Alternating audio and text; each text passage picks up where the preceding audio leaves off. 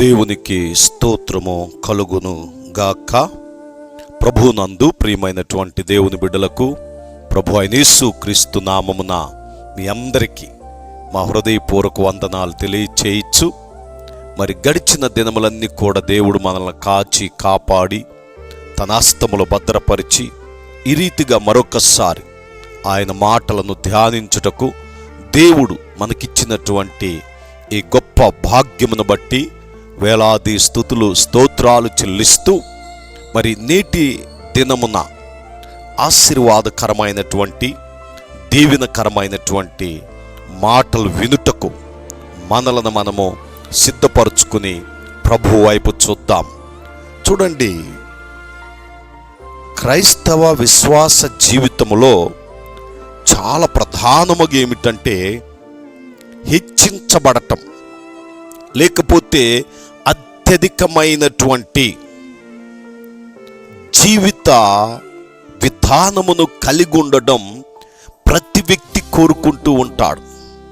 అంటే నేను అత్యధికముగా అందరికంటే అందరిలో నేను ప్రధానుడుగా ఉండాలి అని ప్రతి వ్యక్తి కూడా తన మనస్సులో అనుకోవడం మరి సహజం.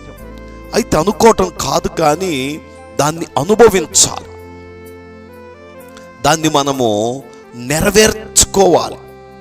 మరి అది నెరవేర్చుకోవాలంటే మనము దేవునితో ఎలాంటి జీవితాన్ని జీవించాలి, మనము దేవుని దగ్గర ఎలాంటి మరి స్థితిని కలిగి ఉండాలో అది తెలుసుకోవడం చాలా ప్రాముఖ్యం.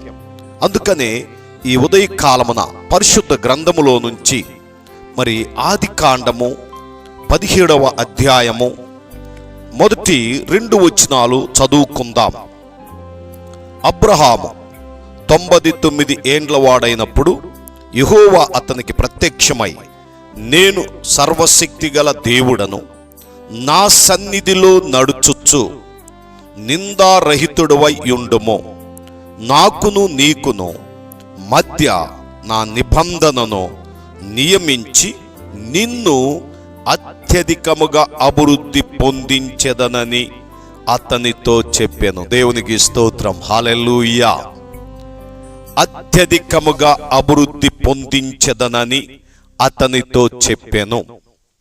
విశ్వాసులకు తండ్రిగా పిలువబడుచున్నటువంటి అబ్రహాము, ఈ అబ్రహాము గారి యొక్క జీవితాన్ని మనము ధ్యానించినప్పుడు ఒక భయంకరమైనటువంటి ఆ విగ్రహారాధనలోను మరి ఒక శాపము కలిగినటువంటి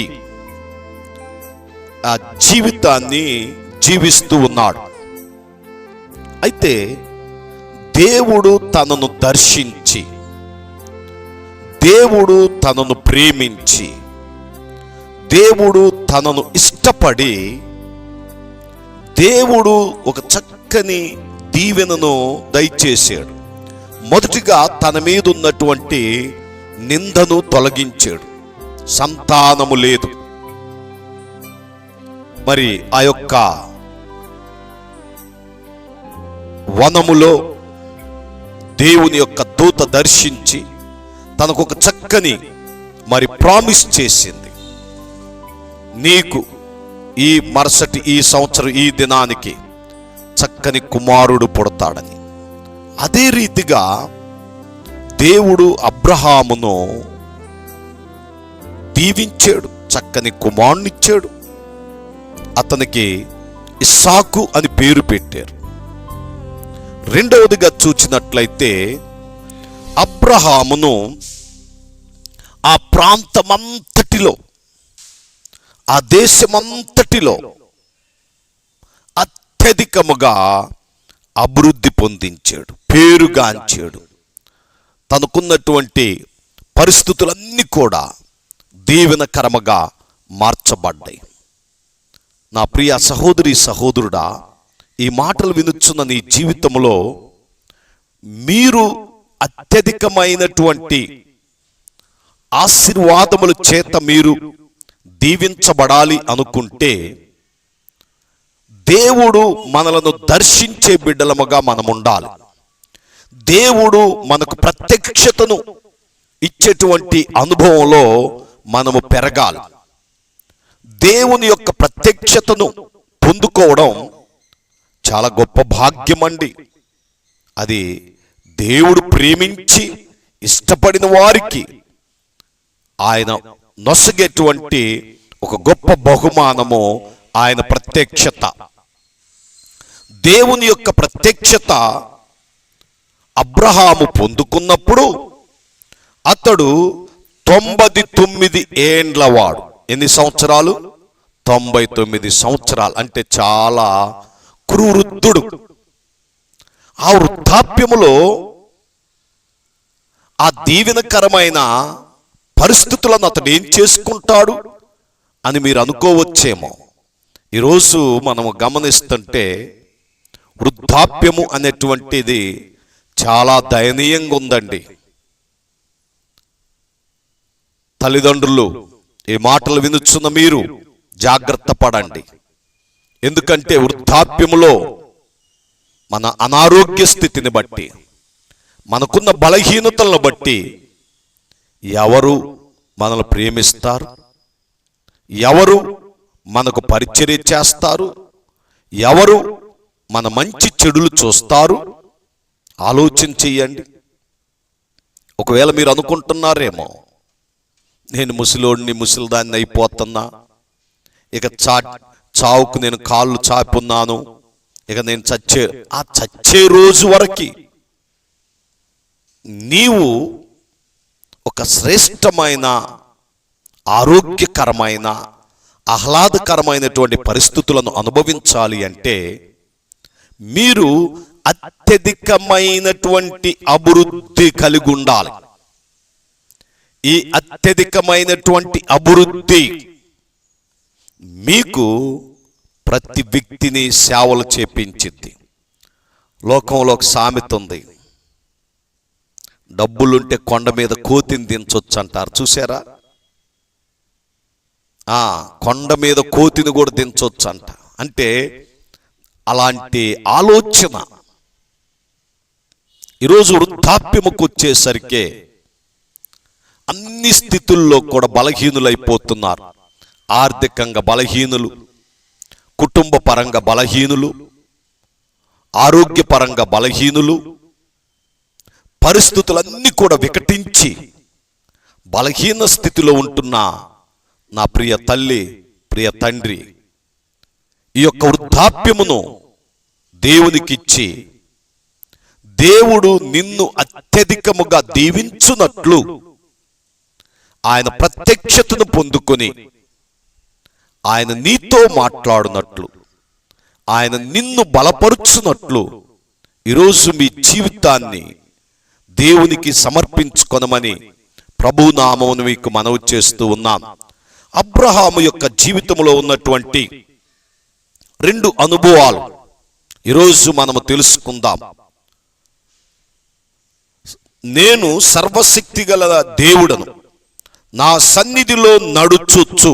మొదటిగా దేవుని సన్నిధిలో నడిచే అనుభవాన్ని కలిగి ఉండాలి. దేవునితో నడిచే అనుభవం, దేవునితో జీవించే జీవన విధానం చాలా ప్రాముఖ్యమైనది.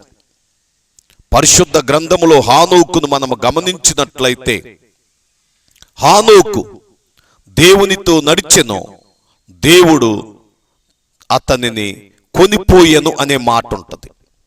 కనుక మన జీవితంలో కూడా దేవుడు మనలను తనతో తీసుకుపోయేటట్లు మనము దేవునితో నడిచే అనుభవాన్ని కలిగి ఉండాలి.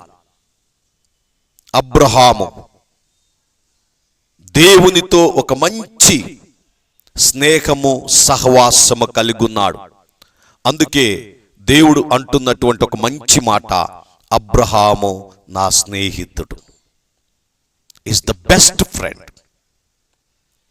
నా స్నేహితుడు అని చెప్పుచున్న ఆ మాటను బట్టి మనం అర్థం చేసుకోవాలి, అబ్రహాము దేవునితో ఎలాంటి జీవితాన్ని జీవిస్తున్నాడో. ఈరోజు మన బ్రతుకును మన విశ్వాస జీవితమును, మన ఆధ్యాత్మికమైనటువంటి పరిస్థితులను గనక మనము ప్రశ్నించుకుంటే మనము దేవునితో ఎలాంటి జీవితాన్ని కలిగి ఉంటున్నాం? దేవునితో నడుచుట అనేది చాలా ప్రాముఖ్యం. దేవుడు అబ్రహామును అడుగుచున్న మాట, నా సన్నిధిలో నడుచుచు, నా సన్నిధిలో నడుచుచు. We must walk with the presence of the Lord. దేవుని యొక్క సన్నిధిలో నడవడం మనం ఏమాత్రము కూడా విడిచిపెట్టకూడదు, మర్చిపోకూడదు. దేవునితో నడుచుట గొప్ప భాగ్యం. అలాగే రెండవదిగా చూసినట్లయితే నిందారహితుడువై ఉండుము. ఎలా ఉండాలంట? నిందారహితుడువై, బ్లేమ్లెస్. అయితే ఈరోజు మన జీవితాన్ని గనక మనము గమనించినట్లయితే అనేకమైన నిందలు ఉన్నాయి. అనేకమైన నిందలు మనలను కృంగదీస్తూ ఉన్నాయి.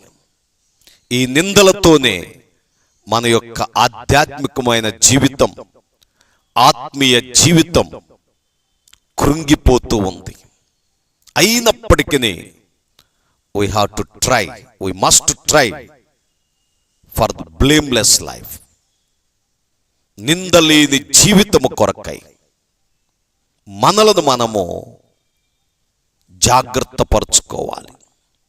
విశ్వాసమునందు బలహీనులు కాక, ప్రార్థనయందు పట్టుదల కలిగి, విశ్వాసములో బలవంతులగునట్లు దేవుని యొక్క కృపను పొందుకొని నిందారహితమైన జీవితాన్ని జీవిస్తూ మనము దేవుని ఎదుట గడపవలసిన వారమై ఉంటున్నాం. ఎప్పుడైతే మనము దేవునితో ఒక మంచి సంబంధాన్ని కలిగి ఉంటామో, దేవుడు మన పక్షాన తాను ఇచ్చినటువంటి, తాను చేసిన నిబంధనను జ్ఞాపకం చేసుకుంటాడు. ఎందుకంటే ఈరోజు చాలామంది మాటిచ్చి మర్చిపోతున్నారు, మాట తప్పుతున్నారు. కానీ దేవుడు మాట తప్పనివాడు. ఆయన నీతో ఏ నిబంధన అయితే చేశాడో, ఆయన నీకు ఏ వాగ్దానం అయితే ఇచ్చాడో దాన్ని నెరవేర్చుటకు సమర్థుడు. కనుక అట్టి సమర్థత కలిగినటువంటి ఆ దేవాది దేవుని సన్నిధిలో నడుచుచు నిందారహితమైనటువంటి జీవితాన్ని మనము జీవించవలసిన వారమై ఉంటున్నామని ఈరోజు మనం తెలుసుకోవాలి. నా ప్రభువునందు ప్రియమైనటువంటి దేవుని బిడ్డలారా, ఈ మాటలు వినుచున్న నా ప్రియ సహోదరి సహోదరుడా, మీ జీవితంలో ఒక చక్కని అత్యధికమైన అభివృద్ధిని మీరు కలిగుంటే మీ యొక్క శేష జీవితం, మీకు ముందున్నటువంటి కాలమంతా కూడా మీరు సంతోషకరంగాను, ఆరోగ్యకరముగాను, ఆహ్లాదకరముగా మీరు జీవించగలరు. కనుక దయతో గమనించండి, ఒక ఆరోగ్యకరమైనటువంటి జీవితము కొరకై మన జీవితములో దేవుని యొక్క అత్యధికమైనటువంటి అభివృద్ధిని మనము సంపాదించాలి. అత్యధికమైనటువంటి ఆ అభివృద్ధి కొరకై మనలను మనము సిద్ధపరచుకోవాలి. మొదటిది, ఆయన సన్నిధిలో నడుచుకోవడం నేర్చుకోండి.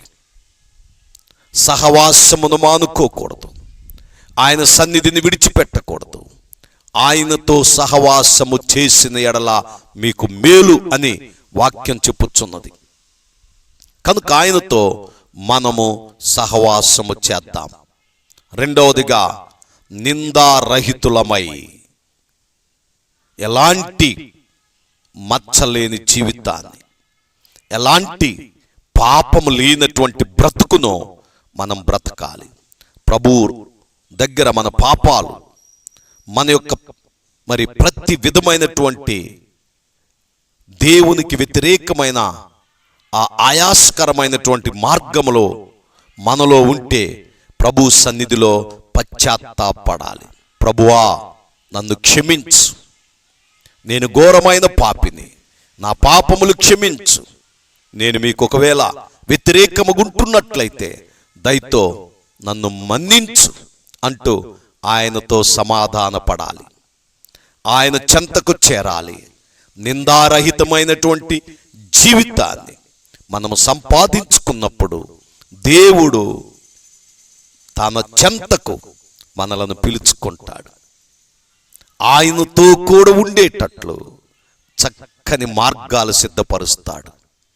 ఈ మాటలు వినుచున్న మీ జీవితంలో దేవుని యొద్దకు వచ్చుటకు ఎన్నో ఆటంకములు మిమ్మల్ని ఇబ్బంది పెట్టవచ్చేమో. మీరు ఎప్పుడైతే దేవుని కొరకు మిమ్మల్ని మీరు సిద్ధపరచుకుంటారో దేవుడు మీ పక్షాన తన కార్యాలు చేయటం మొదలు పెడతాడు.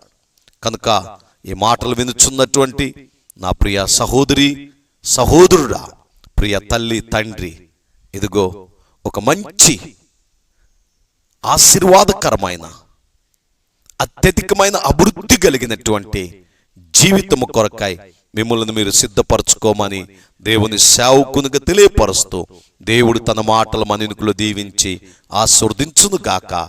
ప్రార్థన చేసుకుందాం. దయతో తలలోంచండి.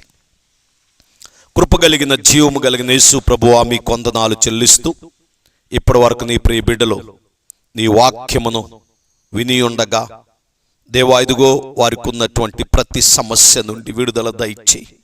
ప్రతి అనారోగ్యము నుంచి స్వస్థపరచు. వారిని మీ యొక్క అత్యధికమైన అభివృద్ధికి అర్హులుగా ఎంచయ్యా. అయ్యా, నీ సన్నిధికి నడిచి అనుభవం దయచేయి. నిందారహితమైన జీవితాన్ని జీవించే జీవిత విధానములు వారి కలిగించమని ఈ మాటలు వినుచున్న ప్రతి బిడ్డలో మీ కార్యములు జరిగించండి. అల్పుడినై నన్ను కూడా మీ ఆత్మతో అభిషేకించు, బలపరచు. మీ పరలోక జ్ఞానము దయచేసి అనేక మంది నీ మాటలను వినుటకు నాయన సహాయము చేయమని దేవా, ఇదిగో ప్రభువా, ఈ యొక్క సమయాన్ని మీ చేతులకు అప్పగిస్తూ ఈ మీ మాటలు విన్నటువంటి ప్రతి బిడ్డను అత్యధికముగా అభివృద్ధి పరచమని యేసు క్రీస్తు నామమును అడిగి వేడుకొనుచున్నాము తండ్రి. ఆమేన్. God bless you.